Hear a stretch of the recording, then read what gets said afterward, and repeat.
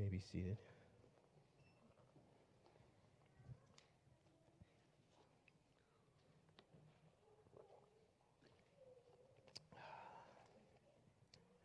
It's good to be with you all this morning, even though I might feel a little bit under the weather. As Levi said, there's nowhere I'd rather be than with you all. It's joy in my heart to be with you, to worship with you, to sing with you, and to deliver God's word.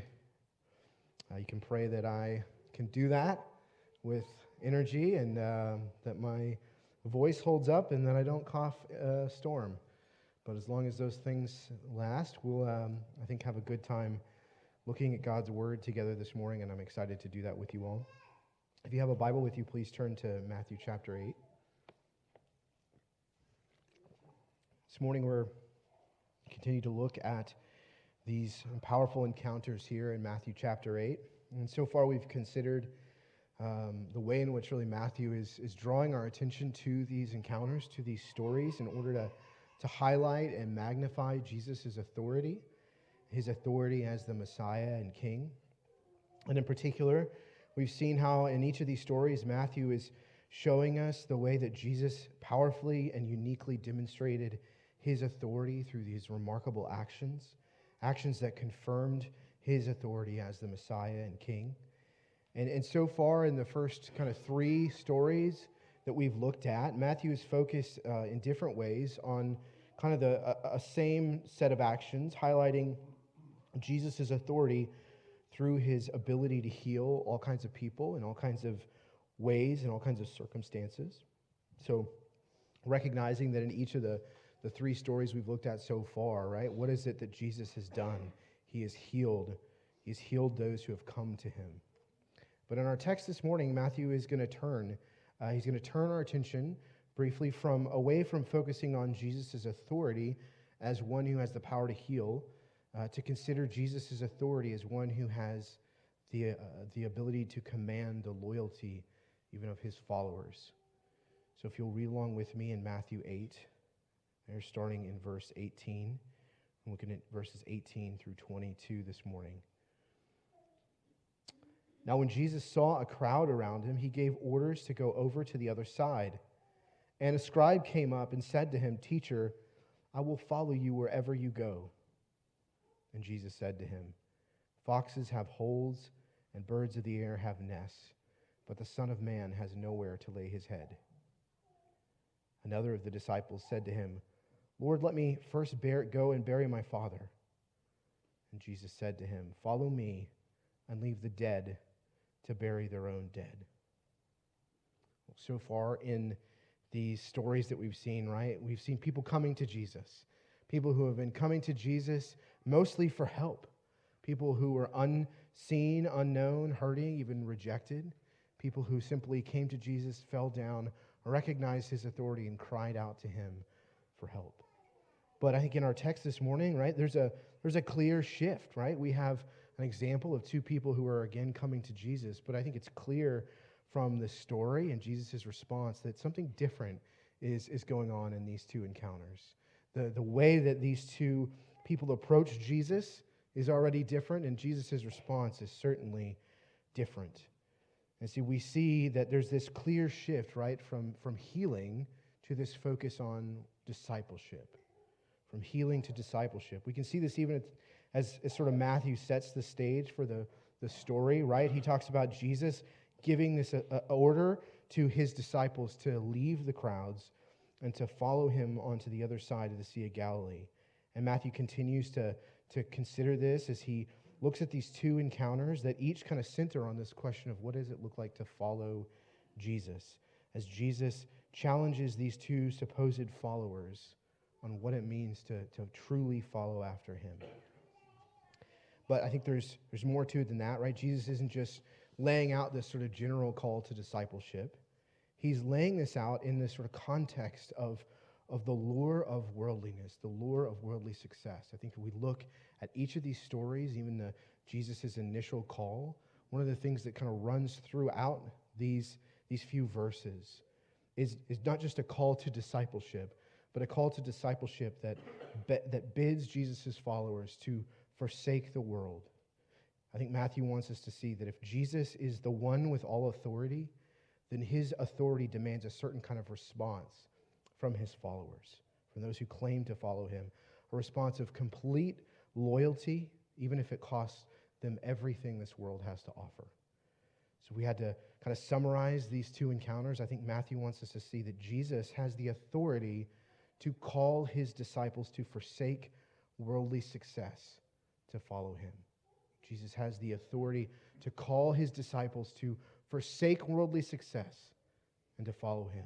So it's not just about following Jesus, but it's about what we give up, what we turn from as we seek to follow him. And so in order to consider this, we'll spend our time. First, we're going to look at Jesus' initial call to his disciples and what that means for the rest of this story as Jesus calls them to leave the crowds and cross over. Then we're going to look at Matthew, the way Matthew develops this in these two further encounters between these would-be followers and Jesus. In each case, we're going to consider how these three parts of the story kind of highlight the danger of pursuing worldly success. And at the same time, we'll consider how Jesus addresses these concerns and how he calls his disciples to follow him in surprising and costly ways. So if you're following along in the ministry guide, point number one, we'll consider this call to follow Jesus over worldly popularity. And then in point number two, we'll consider this call to follow Jesus over worldly pursuits. And then point number three, we'll look at this call to follow Jesus over worldly priorities. I think as we reflect on these things, we're gonna consider our own lives, right? Even if we're followers of Jesus or not, we're gonna consider, what does it mean to pursue Jesus? What does it mean to forsake worldly success in our own pursuit of Jesus? And I think the first challenging call to discipleship is seen here in that initial kind of stage-setting words that Matthew gives us there in verse 18. What does Jesus say? Look there in verse 18. Now, when Jesus saw a crowd around him, he gave orders to go over to the other side. And I think we might be tempted to dismiss this as just sort of, well, Matthew's just telling us what happened. Jesus is there, he decides to leave, and so, okay, big deal. But I think if it would be a mistake for us to dismiss that, be a mistake to dismiss what's happening here, because I think Jesus' command here, it doesn't just prompt the two encounters that follow, right? Because Jesus gives this command, this is the reason these two men are going to come to Jesus. But I think it also highlights the very issue that Matthew is dealing with in our text this morning. Notice what's happening here, right? Jesus sees the crowds, and then in seeing the crowds, he decides to command, not just, hey, suggest, but command, order his disciples to leave. Right? He wants to leave in a hurry. Something about this situation is not good. Jesus has gone from having compassion on these crowds to wanting to leave them in a hurry. And what's going on? Well, I think in one sense, right, Jesus has done what he needed to do here. We saw last week that Matthew told us that Jesus healed and delivered all who were sick. So, for all intents and purposes, everybody in this crowd is doing okay. They're doing really well now. Jesus' work here is done, but I think there's more to it than that. I don't think Jesus is simply like, all right, my work here is done, let's go somewhere else. No, Jesus sees these crowds, but he sees them differently now. His focus is not on the needs of these people, but his focus is on the potential danger that I think this crowd serves to him and to his ministry. It's important to recognize Jesus often has a mixed relationship with crowds, mostly because crowds tend to have a mixed relationship with Jesus. And I think we look in the Gospels, it's clear that Jesus usually knows that crowds, they don't just provide him with an opportunity to show off, but usually they are filled with people who are interested in him, not because they recognize his authority, but because they're simply attracted to his power and influence. And we see a clear example of this in John 6. In that text, after Jesus feeds, I think one of the examples of Jesus' sort of large-scale feeding, right? We see people who are literally clamoring after and running after and trying to chase after Jesus from place to place.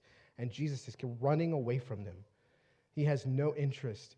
And they finally catch up to him. And what's remarkable about this story is Jesus then goes through a series of interactions with this crowd where he He more or less points out to him, you're not actually interested in me. You just got food, and you just want more food. You don't actually understand what I'm about and what I'm after. And Jesus effectively pushes most of those people away with an offensive teaching about what it means to receive him. Over and over again throughout the Gospels, we see similar examples of Jesus withdrawing from the crowds right when his popularity is at its highest. In most cases, I think popularity for Jesus, it wasn't something to be embraced or pursued. It was something to be avoided. Jesus was happy to care for those who were in need, but beyond that, Jesus wasn't one to want to stand and hang out with the crowd, to rub shoulders, to gain popularity. And rather than overlooking this, I think Matthew wants us to see that's exactly what's happening here. Jesus' concern and the way he models this concern to his disciples, I think it effectively shows us that kind of lure and the danger that worldly popularity can have, not just on Jesus, but on those who are following after him. And this is important for us as we consider our own pursuit of Jesus in the way that popularity has the potential to hinder and even derail our walk with him. And many of us understand what it means to be tempted to want to fit in with the crowd. And we understand what it means to want to go along with the crowd and do what they want us to do and follow along with whatever they expect. I don't know if you've ever seen that sort of psychological experiment, social prank kind of situation, right? You've got, in this example, and you can go look at this online, it's really fascinating, but they take this person and they bring them into a waiting room, and they're all by themselves, and they're sitting in this waiting room waiting to go into the doctor. And as they're sort of waiting, they slowly bring people into the waiting room who are all kind of in on the experiment. And what happens is as each of these people come in, a beep will happen. So there's like a beeping noise. And as this beep happens, everybody who's in on the experiment stands up as the beep is going on, and then they sit down once the beep is over. And the first few people, the person who's not in on the experiment is sort of sitting there confused going, I don't understand what is happening, why are these people doing this? But by the time you get a crowd, by the time everybody in this entire room is doing this, is standing up, then you see this person just sort of give in and go, okay, I guess this is what we're supposed to do. And they stand up, sure enough, when the beep happens, along with everybody else. And they have no understanding of why they're doing this, no concept of what purpose this is serving. They're simply doing it because that's what everybody else is doing. They're doing it because that's what the crowd expects. And I think that's important. I think as we recognize in our own hearts, that's the way that, in some ways, that popularity works for us.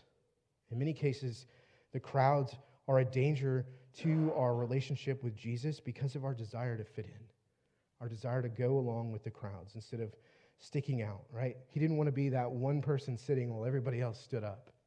And oftentimes, I think that's the case for us as followers of Jesus. The desire to fit in, I think, especially in our culture, is so strong. I mean, kids, teenagers, you probably understand this more than anybody. You probably know what this means. You're at an age and a time and a place where most of your life is easily centered around this very thing. And so much of that stage of life is just a struggle to figure out what it means to not stick out, to not be that one person that everybody's just, what is that? What are they doing? Why are they like that?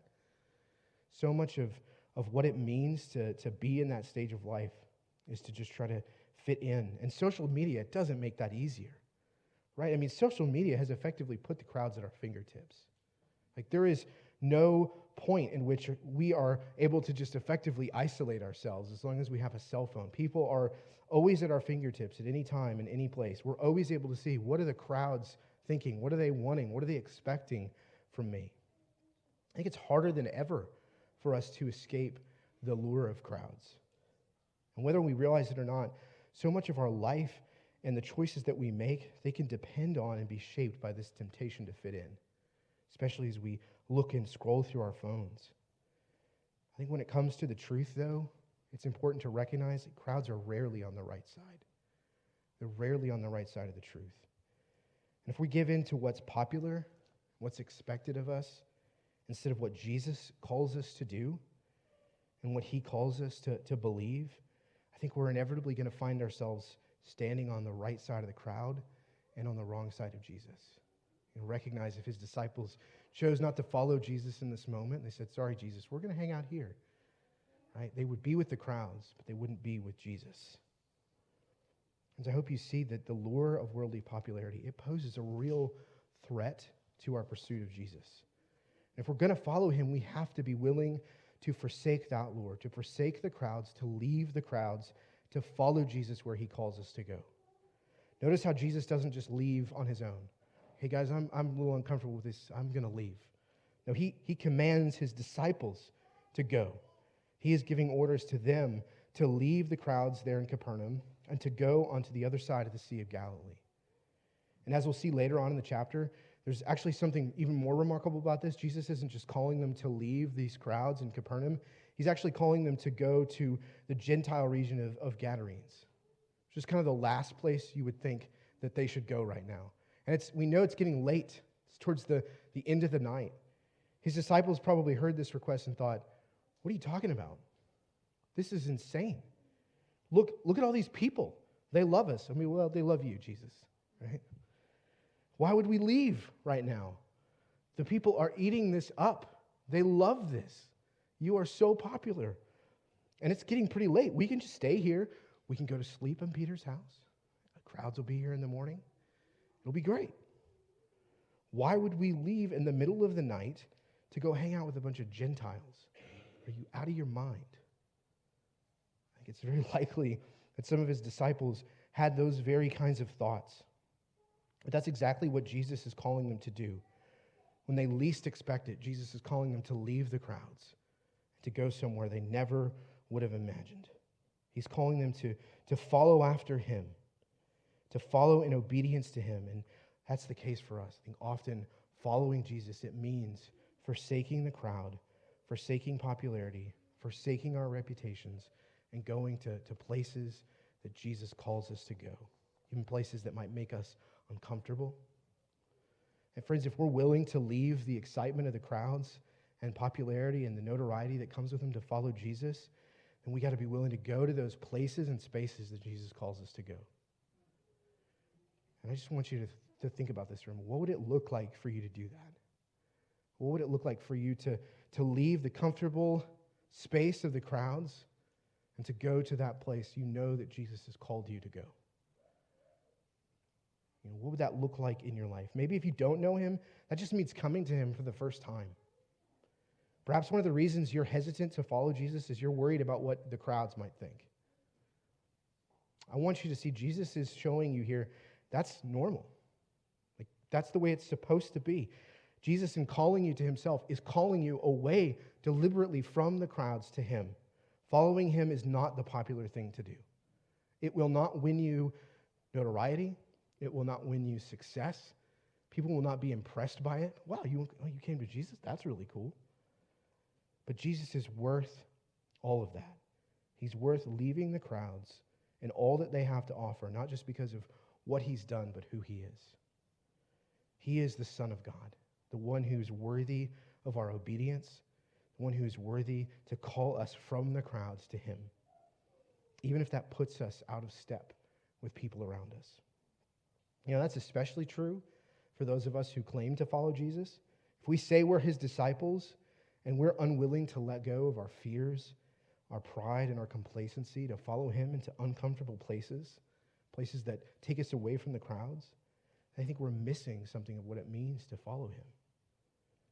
But I think we can, in all of this, take heart in what the 16th century pastor and theologian John Knox said. He once said this, and I love this: "The man who stands with God is always in the majority." The man who stands with God is always in the majority.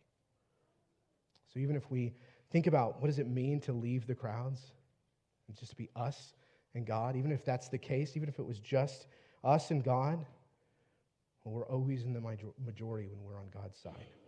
He is always right. As Paul says in Romans, let every man be a liar and God be true.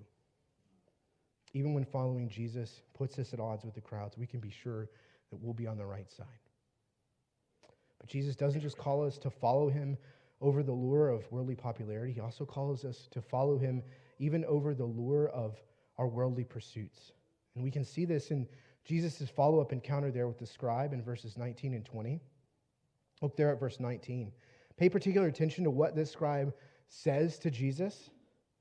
The scribe came up After Jesus had commanded the disciples to leave, to go to the other side, he came up to Jesus and he said to him, "Teacher, I will follow you wherever you go." That seems good, right? After all, he's doing what we just talked about, right? He's telling Jesus, "I'm willing to go. I'll go with you. I'll go with you wherever you're going. Sounds great. I'll leave the crowds. I'll follow you." I think Matthew gives us a few indications here that things aren't what they seem. And first, notice Matthew tells us this was a scribe. That's not just a sort of an incidental detail. Right? He doesn't tell us what the other disciple does, but I think he wants us to know that this person was a scribe. And then notice he calls Jesus teacher.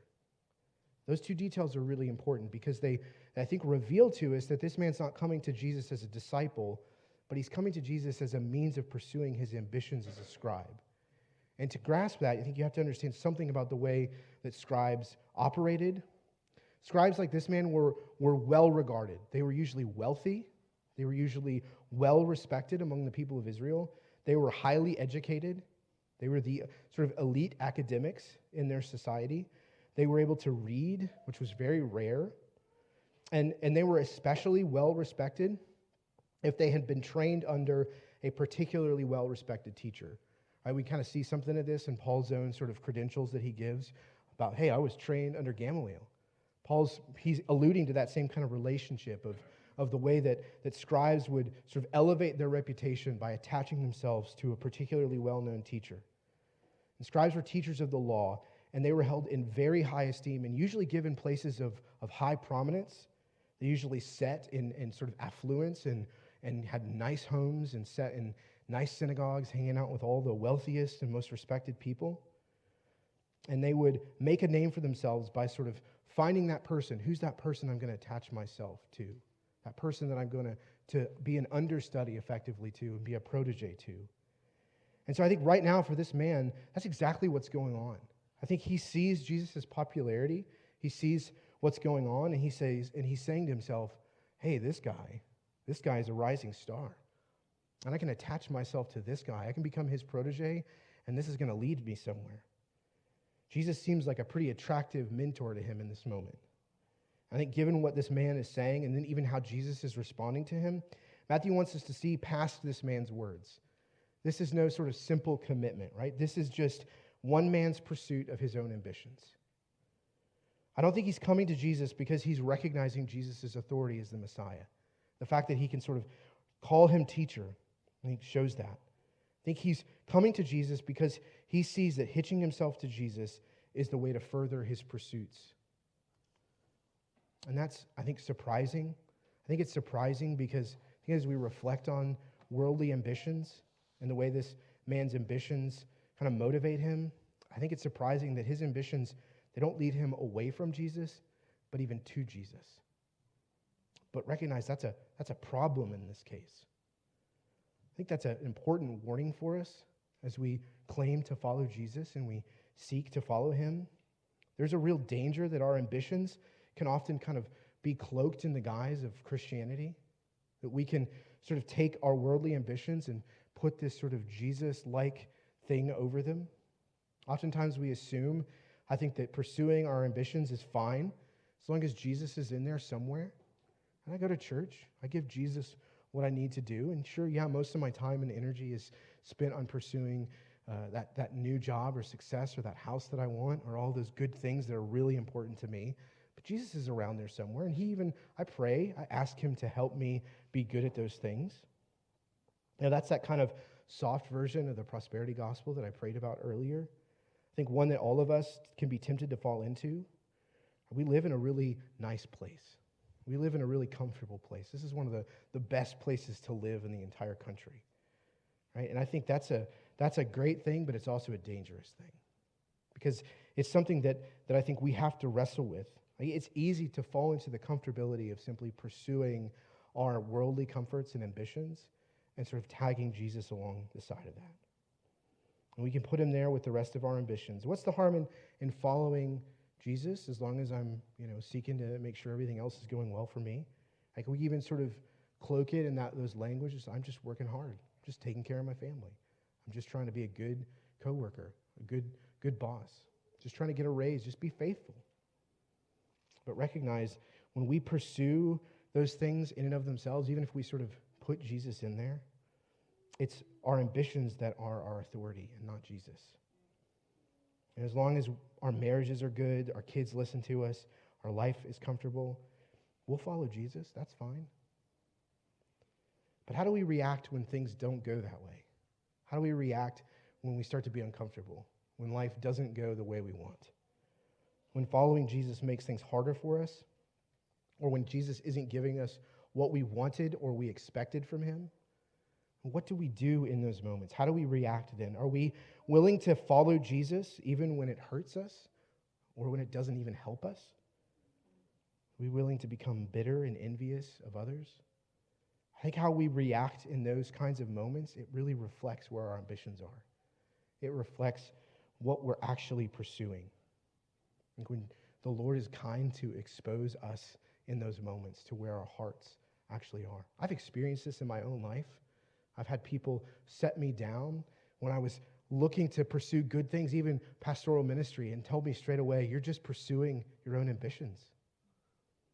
And that's a hard thing for me to hear, but it was true. It was true in that moment. I cared about not serving the Lord or doing all those things that I said I cared about, but I simply cared about furthering my own career, furthering my own ambitions. And that can be a hard thing to hear, but it's an important thing for us to hear. To be challenged to ask, where are my actual ambitions lie? Where are we actually seeking? What are we actually pursuing? I think worldly ambition can be dangerous because it leads us to not just use Jesus as a means to an end, but to even abandon him when he doesn't line up with our expectations. And Jesus is going to go on to make that same comparison in the parable of the sower. Are those weeds that the cares of the world that choke out a concern for Jesus? Jesus will not allow us to make him a means to an end. He won't allow us to pursue our worldly ambitions. He must be our only pursuit and our only ambition. And following him means being willing to forsake those pursuits and to even embrace a life that might lead us into obscurity, might lead us to be people who no one remembers, no one ever remembers. And it might even lead us to places of hardship, like real hardship. Look at the way Jesus responds to this man's commitment. Foxes have holes and birds of the air have nests, but the Son of Man has nowhere to lay his head. That's a weird response. I don't know if you've ever thought about that. But I think it illustrates the exact thing that we're looking at. This man is approaching Jesus, and he's saying, "Teacher, I'll follow you. This seems great." And I think Jesus, he's looking at this man, and his response to him is he paints this picture that effectively tells him, if you're seeking worldly success by following me, you're not going to get it. Because where I'm going and what I'm doing and the kind of life that I'm living, it's not going to give you that. This scribe is focused on what he thinks Jesus has to offer him, but Jesus is giving him a reality check. And he's doing so, I think, in two ways. First, he kind of corrects his sort of teacher label by calling himself the Son of Man here.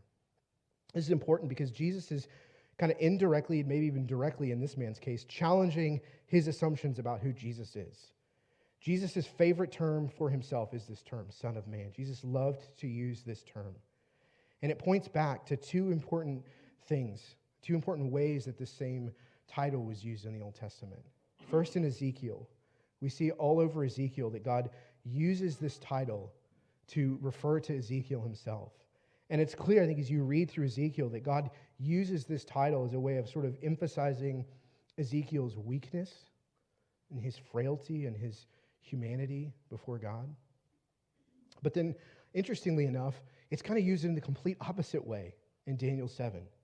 In Daniel 7, it's used to describe this vision of this one who's like a son of man, who comes as the Messiah with all power, all authority to rule God's kingdom. And I love that Jesus loves to use these two sort of contrasting images to sort of paint this picture of who he is. And this is no accident. Jesus recognizes this man's a scribe, right? He would have been familiar with this title and these uses. He is effectively reminding this man, I'm not just some up-and-coming teacher. I'm the Son of Man. I am the Messiah. I'm the one with all power and authority. And yet I'm also the one who has come in weakness and in frailty and in humility.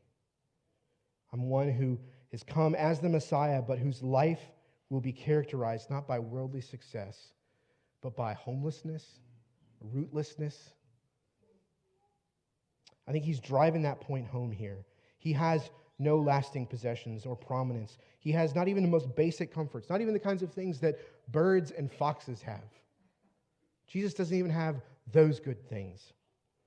Even they have it better than him. And I think in all of this, Jesus is emphasizing and really effectively telling the scribe, if you think following me is going to lead to you having success, well, then you're going to be disappointed. If you want to follow me as a disciple and not just as a protege, you're going to have to be willing to forsake your worldly ambitions and follow me into obscurity and hardship. And friends, Jesus is calling us to do the same thing. He calls us to do the exact same thing as his disciples and his followers. If we're going to follow him, we have to be willing to not just forsake our worldly ambitions, but to even embrace uncomfortable living, a life with him that might lead us not just away from success, but into a kind of life that in the world's eyes looks like a failure. A kind of life that people look at and say, okay, I don't know why you would want to live your life that way. Brothers and sisters, what would it look like for us to embrace this kind of life? What would it look like for us to embrace this call to forsake our ambitions, to follow Jesus, even when it costs us success in the eyes of the world?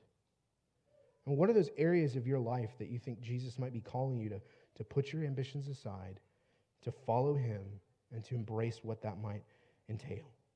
And what would it look like for you to be less successful at work if that meant you could be more faithful to Jesus?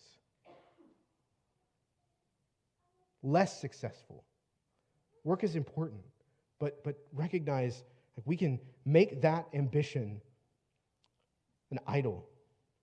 And what would it look like for you to pursue Jesus more than you pursue your job, your home, your relationships? If you're not a follower of Jesus, recognize that in calling you to forsake your ambitions, Jesus isn't just calling you to give up your life, but he's actually calling you to save it. As he's going to go on in Matthew 16, 25 and 26, whoever would save his life will lose it, but whoever loses his life for my sake will find it. For what will it profit a man if he gains the whole world and forfeits his soul? If you don't know Jesus, recognize in calling you to forfeit and forsake your worldly ambitions and follow him, Jesus promises that even though you're going to lose everything this world might offer you, you'll gain life. You will gain life with him. I love the way that the missionary Jim Elliot put it. He is no fool who gives what he cannot keep to gain what he cannot lose. I think that's exactly what Jesus is trying to get this man to see here. Jesus has come and he has lived this destitute life. He has died in our place and he has paid the ultimate cost so that sinners like you and me could come after him, to follow after him, to lose everything, but to gain him, to gain forgiveness and eternal life with him. And if you don't know him, I just want to call it, don't let the things this world has to offer keep you from him. They're not worth it. They rarely pan out, and in the end, they will cost you everything. But if you come to him, if you forsake everything and you're willing to forsake everything and lose everything for him, you will gain your life. And you will be found in him on the day of God's judgment. If we want to follow him, we must be willing to forsake our worldly ambitions and embrace life with him, even if that leads us into hardship and difficulty. But the only way we're going to do that is if we ensure that our pursuit of Jesus is something that stands above all of our other priorities, all kinds of worldly priorities and expectations that might be put on us or that we might put on ourselves. And look there at that second encounter in verses 21 and 22. And we see another disciple approaching Jesus. We're not even sort of told how this first man responds, and right away, Matthew tells us that another disciple came to Jesus, and notice what he says. His problem is not his ambitions, it's his priorities. Lord, let me first go and bury my father. Again, that seems like a reasonable thing. Nobody would be concerned with that. I think he wants to follow Jesus, but he seems conflicted. Like, it's unclear if his father is already dead or if he's kind of got some sort of pending commitment, like his father's close to death and he's waiting on him and caring for him and just waiting for this to happen. Either way, he's got some kind of responsibility to bury his father that is keeping him from leaving Capernaum and going with Jesus to the other side. At first glance, I admit, we could be tempted to read this and feel sympathy for this man, probably even respect for the fact that he's committed to his father, that he's not just going to leave his poor father and go on a sort of, oh, hey, I'll just follow this guy to the other side of the sea. And in fact, that's what those around him would have felt. They would have respected this commitment. It's important to understand that in Jewish tradition, this responsibility to bury your parents, it wasn't a small thing. It was regarded as the highest and most important duty and priority that one had. In fact, it was so highly regarded that anyone who was going through this process had by tradition become not just exempt from all other responsibilities and duties, including sort of religious duties, but it was actually socially demanded that they do this. You were looked down upon if you did not care for your parents in this way. You know, there's texts that speak to this reality that we can see in Jewish tradition that effectively, not according to the law, but by tradition, exempted them from purity laws when it came to touching the body. And they would say, oh, well, it's okay, you're taking care of your parents. It would effectively say, you don't have to say the Shema, you don't have to repeat that as long as you're dealing with that. You don't have to deal with any of that, right? That's the number one commandment that we see in the Old Testament. The Lord our God is one, and you were exempt from that as long as you were in this position. This is a tradition that had effectively taken something good, right, caring for your responsibility to your parents, and had elevated it above every other duty, every other responsibility, including their religious responsibilities. And so not only would people around him not have faulted him for not sticking around, they would have expected him not to follow Jesus. I think in bringing this up, he's effectively saying, sorry, I have far more pressing social and religious duties to attend to. I cannot follow you. And most of the people that were around, this would have been sort of the ultimate bulletproof excuse for following Jesus. It was like, well, if anybody doesn't have to follow Jesus, it's him. And that's effectively what's happening. But as respectable as this might seem, I think Matthew wants us to see that even the most important priorities, even good priorities, good things in the world's eyes, they cannot and they must not stand above Jesus. No matter how much we think those things are worth our value and our attention. Anything we're tempted to put above Jesus in our lives, no matter how good and respectable and important it might seem, has the potential of keeping us from following him. Nothing, no matter how good or important, can stand above Jesus when it comes to our priorities. We can and do make idols out of all kinds of good things, all kinds of worthy things, things that are important and respectable, things that we would all look at and say, yeah, that's fine. That's probably not an issue. In fact, this is one of the biggest problems, I think, with us. One of the biggest reasons that it's difficult for us to see our own idols, to see the idols of other people, because so often those sins and those idols, they're respectable. They're things that we just sort of are able to go, yeah, sure, that makes sense. And I wonder if there's areas in your life, things in your life that you are effectively putting above Jesus, even good things that other people, that they might look at, things that might fly under the radar because they're good and respectable things that you care about. In what ways are you putting your family above Jesus? What about your job, your hobbies, your relationships? I mean, just because others might not see the problem there, just because we might not, be called out on those priorities, doesn't mean they're not a problem for us. And only you know those things that are really holding you back. Only you know those things that you're putting above Jesus. You've got to be willing to look at your life and say, is Jesus really the highest and greatest priority in my life? And if you're going to follow him, you have to be willing to forsake those priorities and the expectations that the world puts on you about what is respectable and those duties that you have. Right? The world is dead in sin. Their expectations ultimately have no hold on you. I think that's exactly what Jesus effectively tells this man in verse 22. Jesus said to him, "Follow me and leave the dead to bury their own dead." Again, it'd be easy to read that and say, that's a pretty terrible response. It's pretty harsh. Jesus, uncaring. This guy's poor dad is maybe dead or dying, and Jesus says, no, not only do you not need to worry about that, but yeah, let the dead take care of that. But I think with this response, Jesus is not just challenging this man's priorities. He's actually freeing him from his sort of social expectations, the weight of the expectations that have been put on him by his culture. I think he wants this man to see that he can choose to follow Jesus in this moment. He can effectively come after him and not worry about what the world thinks. He's telling him, do not worry about the expectations of those around you. They're spiritually dead anyways. They will take care of it. Let them deal with their own expectations and priorities. If you want to follow me, you have to put me above everything, even your own father. And again, I think with this response, it's extreme.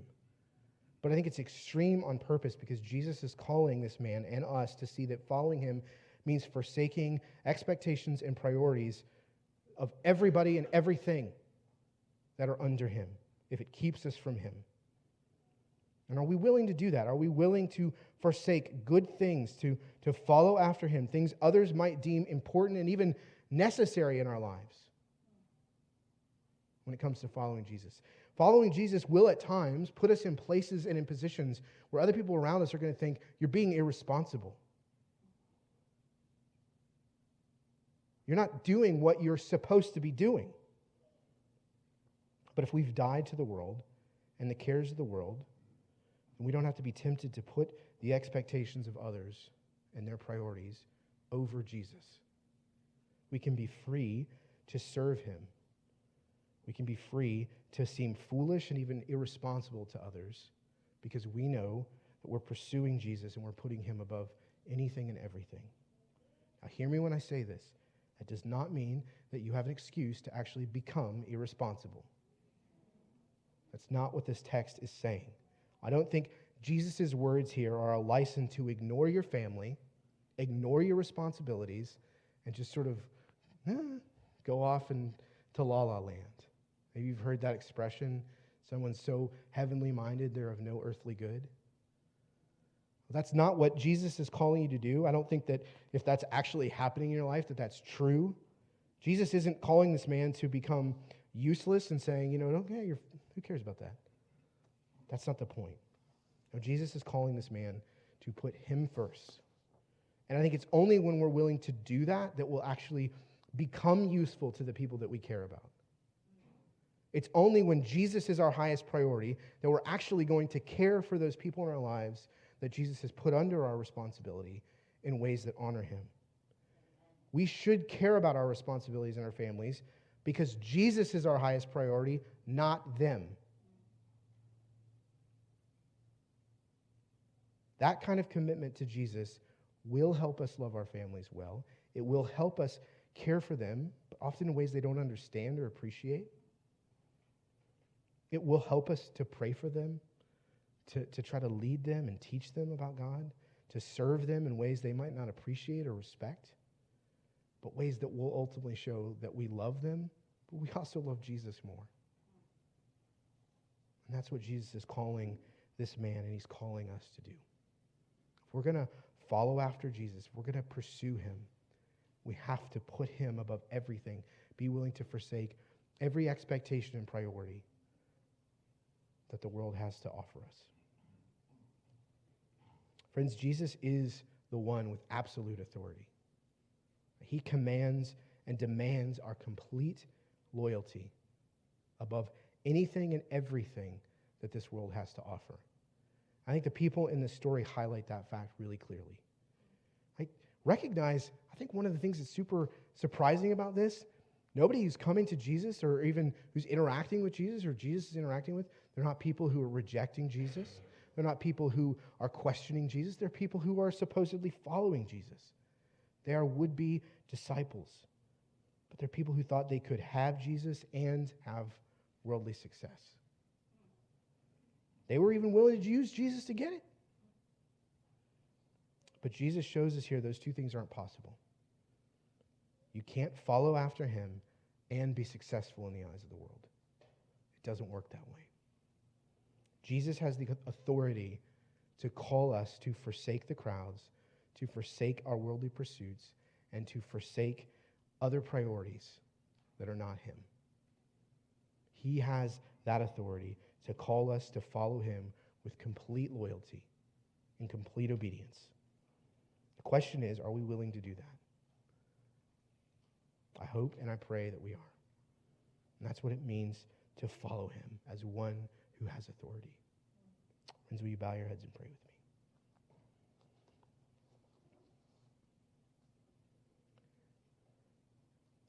Father, we confess these are challenging words. It's a stark contrast to the comforts and encouragements of the last few weeks that we've seen here. We're grateful for that. We're grateful that your word is always active, always telling us exactly what we need to hear when we need to hear it.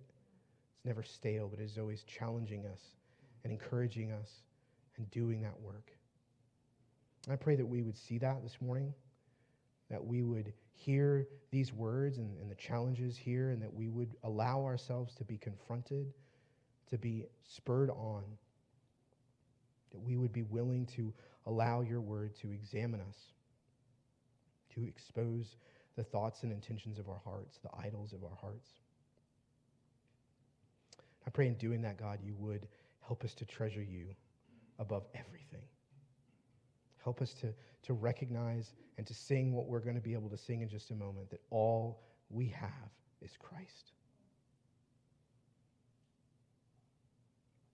Father, we praise you this morning, and we confess that you are worth following, even if it means forsaking everything.